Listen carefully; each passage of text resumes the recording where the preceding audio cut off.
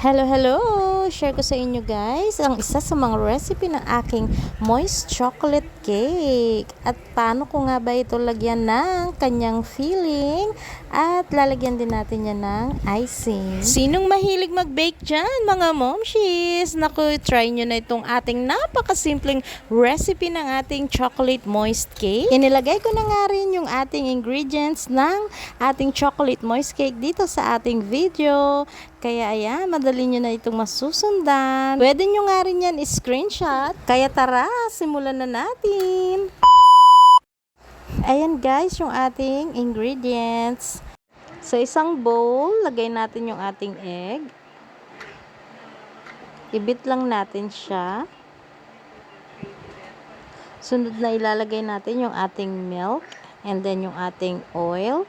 And then yung sugar. I-mix lang natin yan hanggang mag-combine na sila. And then yung ating vinegar. Sunod naman natin ilalagay yung ating mga dry ingredients.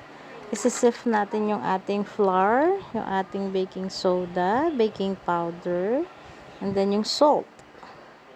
And then yung ating cocoa powder. Sift lang natin yan para maiwasan natin yung mga buo-buo.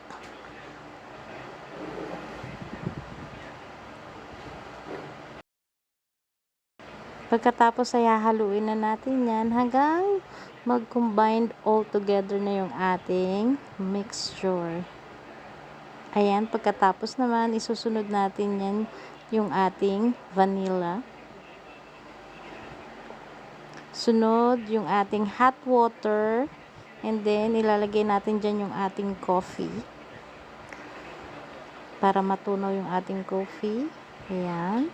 And then ihahalo natin yan sa ating mixture. Yung mixture natin ay medyo malapot yan. Pag nilagyan natin ng hot water, medyo lalabnaw yung ating butter mixture. So okay lang yan. Huwag kayong magpakanik. Ganun talaga yung kanyang texture. Ayan, medyo malabnaw.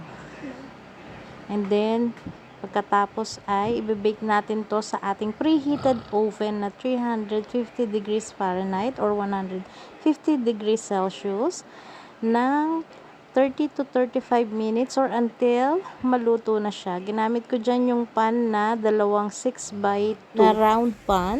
Ayan, luto na. Pag tinusok nyo nga yung inyong cake at wala na sumama sa inyong toothpick or ano man yung pantutusok ninyo, ay luto na po yan. Ayan lang guys, luto na ang ating chocolate moist cake. Tara, lagyan naman natin yan ng chocolate filling at lagyan natin siya ng ating icing. Nilagyan ko nga lang yan ng aking chocolate fudge filling.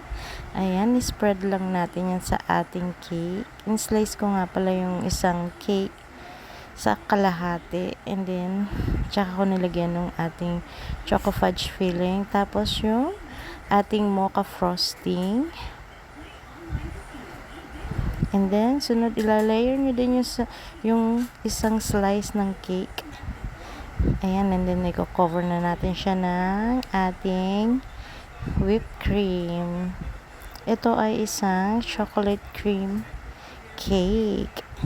Ayan. Ayan, tapos na ang ating cake. So, dedekorasyon na lang yan. Depende na sa inyo guys kung anong decoration ang gusto nyong gawin dyan. Until next video. Bye!